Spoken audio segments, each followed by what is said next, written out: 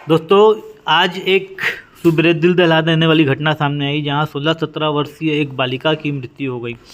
उस स्कूल के हॉस्टल के बाथरूम में उसे बेहोश पाया गया और स्कूल प्रबंधन के द्वारा आनन फानन में उसे हॉस्पिटल ले जाया गया। उसके बाद हॉस्पिटल में उसे मृत घोषित कर दिया गया, जिसके बाद उसे बिना पुलिस को सूचना दिए स्कूल प्रबंधन और उनके पेरेंट्स ने उन्हें अपने गृह ग्राम मालखरौदा ले जाया गया। यहाँ प्रश्न ये उठता है कि सबसे पहली बात तो इस टाइप की संदिग्ध परिस्थिति में किसी भी मृतक के शव को पोस्टमार्टम के बिना उसका अंतिम संस्कार नहीं करना चाहिए। अंतिम संस्कार करने की इतनी क्या जल्दी थी स्कूल प्रबंधन को और पेरेंट्स को, मुझे ये बात समझ में नहीं आ रही है। दूसरी बात ये कि स्कूल प्रिंसिपल दुष्यंत त्रिपाठी से जब मेरी बात हुई तो उन्होंने मुझे बताया था कि बच्ची रात को एकदम स्वस्थ थी, हंस रही थी, खेल रही थी, डांस भी करी है, स्टडी भी करी है, नाइट स्टडी भी करी है, खाना भी बढ़िया से खाई है। सुबेरे जब वो उठी तो वो बोली मुझे जल्दी फ्रेश होने के लिए जाना है बाथरूम अपने फ्रेंड लोगों को, और पहले मुझे जाने दो, ऐसा उस बच्ची के द्वारा कहा गया था। तो एकाएक अचानक क्या हुआ, जब बच्ची स्वस्थ थी तो बाथरूम में जाने के बाद वो बेहोश कैसे हो गई, ये प्रश्न समझ में नहीं आ रहा है। तरह तरह की बातें चर्चाओं में हैं, लेकिन इसमें सबसे बड़ी बात यह है कि पुलिस प्रशासन का जो रवैया है वो बहुत ही शर्मनाक और गिरा हुआ था। जो आज देखने को मिला कि एक छोटी बच्ची बालिका की मृत्यु होने के बाद पुलिस प्रशासन इतने संवेदनशील मुद्दे को लेकर एकदम हल्के में थी, उन्हें किसी प्रकार की कार्रवाई नहीं की गई। यहाँ तक कि बच्ची का शव जब मालखरौदा पहुँच गया तो मीडिया के हस्तक्षेप करने के बाद पुलिस को इस बात की जानकारी हुई कि बच्ची का शव मालखरौदा पहुँच गया है और मालखरौदा में उसका पीएम करवाया जा रहा है।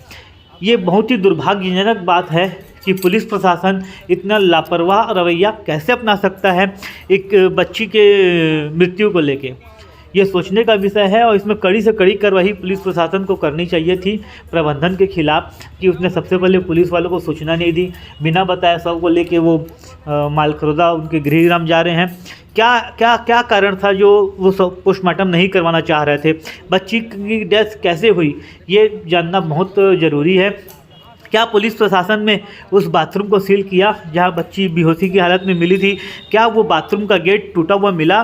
जब उनके द्वारा कहा जा रहा है कि बाथरूम का गेट हमारे द्वारा तोड़ा गया था, तो क्या वो बाथरूम का गेट टूटा हुआ था? क्या जिस रूम में वो बच्ची रहती थी उस रूम को पुलिस वालों के द्वारा सील किया गया है? उसकी कापी किताब, उनकी जो बच्ची की चीज़ थी, उन सब को पुलिस वालों ने जब्ती किया है? क्या कोई नोट उनके द्वारा कापी में या किसी लेटर कुछ हासिल हुआ है?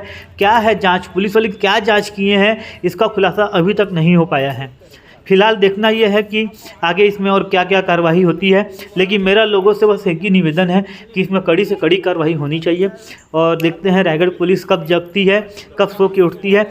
बोलने को तो रायगढ़ शहर बेटी बचाओ बेटी पढ़ाओ चौक रायगढ़ में बनाया गया है और रायगढ़ को अवार्ड भी मिला गया है बेटी बचाओ बेटी पढ़ाओ, लेकिन खाली बेटी बचाओ बेटी पढ़ाओ बोलने से ही कुछ नहीं होगा, वैसा हमको करना भी पड़ेगा। बड़े बड़े नारे लगाने के साथ हमें वो चीज़ करना भी चाहिए।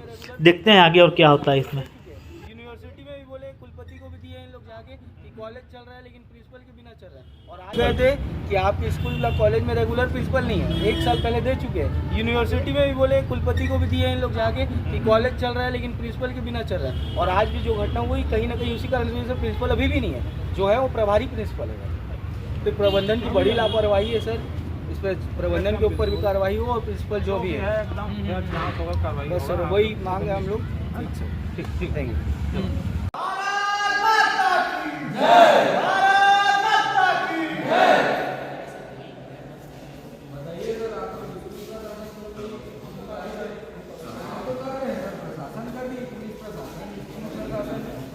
सर इसमें गलती है सर, हम लोग लिखित में जो लिख के नहीं दे रहे हैं तो बताइए अब क्या है। ऐसे मतलब स्कूल इतना बड़ा स्कूल है, अभी यहाँ कोई लिख के देने वाला कर्मचारी अधिकारी नहीं है, कैसे चला रहे हैं स्कूल को? पता ही नहीं चला, कोई अधिकारी आ ही नहीं रहा अभी तक। अब क्या चाहते हैं पता नहीं, 100-150 लोग 200 लोग आकर के धरना प्रदर्शन करेंगे तब जवाब देंगे क्या? सर आप एक अधिकारी को तो बुलवाइए पहले, उसके बाद तो लिख के देंगे, टाइम कौन करे? हाँ तो बुलाइए सर, इसको प्रिंसिपल को बुलाइए, वाइस प्रिंसिपल को बुलाइए।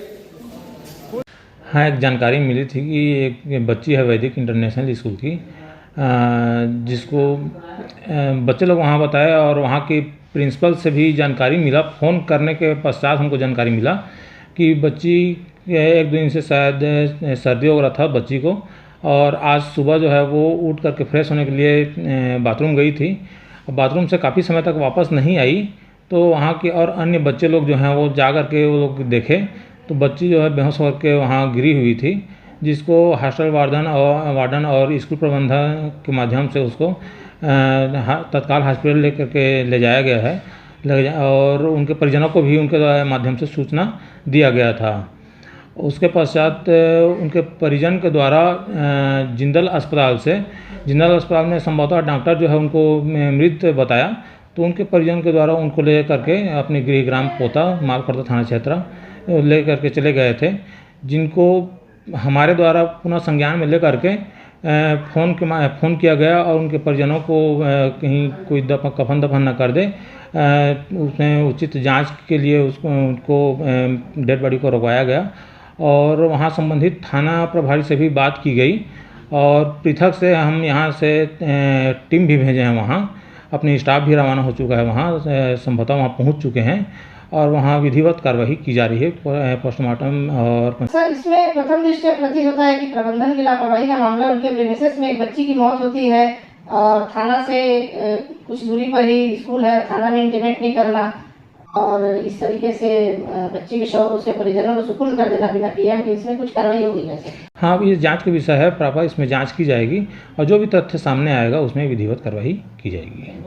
एक घटना हुई जिसमें एक 12वीं क्लास की छात्रा है, उसकी संदिग्ध रूप से मौत हो जाती है, जिसके बाद स्कूल प्रबंधन की लापरवाही और अपनी लापरवाही दिखी और स्कूल प्रबंधन के द्वारा बच्चे को हॉस्पिटल ले गया गया, जहां उसकी मृत्यु घोषित कर दिया गया। उसको मृत्यु घोषित करने के बाद स्कूल प्रबंधन ने ना ही थाने में सूचना दी, ना ही पुलिस के किसी बड़े अधिकारी को बताया, ना ही कहीं और सूचना दी और उसको गुपचुप तरीके से उसके पेरेंट्स के ऊपर दबाव बनाकर उनको उनके गाँव भेज दिया गया।